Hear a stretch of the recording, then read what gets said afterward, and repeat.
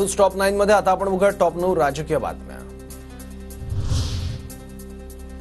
काळजीवाहू मुख्यमंत्री एकनाथ शिंदे आज दुपारी 2 वाजता दरेगावातून ठाण्यात येणार। संध्याकाळी माहितीची बैठक होणार असल्याची सूत्रांची माहिती। गेल्या 2 दिवसांपासून शिंदे साताऱ्यातील दरेगावात।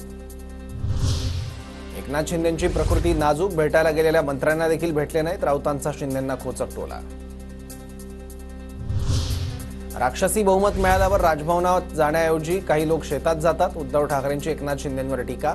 तर शिंदे प्रचारात व्यस्त होते म्हणून 2 दिवसांची सुट्टी घेतल्याचं अजित पवारांचं उत्तर।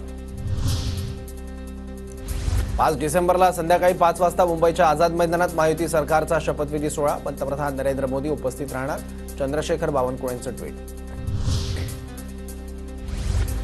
डीवाय चंद्रचूड यांनी घटनाबाह्य काम करून देशात आग लावली। राज्यातलं काळजीवाहू सरकार घटनाबाह्य, संजय राऊतांचा हल्लाबोल। बहुमत असतानाही भाजपनं गटनेता ठरवला नाही। 5 तारखेला शपथ घेणार म्हणता बावनकुळे राज्यपाल आहेत का? राऊतांचा भाजपला सवाल। शपथविधीबद्दल ट्विट करणारे राज्यपाल कधीपासून झाले? जे राज्यपालांनी सांगायला हवं ते एका पक्षाच्या प्रदेशाध्यक्षांनी सांगितलं। आदित्य ठाकरेंचा बावनकुळेंवर निशाणा। सत्ता स्थापनेपूर्वी दिल्लीत राजकीय घडामोडींना वेग। विनोद तावडे आणि जेपी नड्डांमध्ये तासभर चर्चा। तावडेंनी महाराष्ट्राच्या विषयावर माध्यमांशी बोलणं टाळलं। 3 डिसेंबरला भाजपच्या गटनेता निवडीसाठी आमदारांची बैठक। भाजपचे निरीक्षक राज्यात येऊन गटनेत्याची निवड करणार।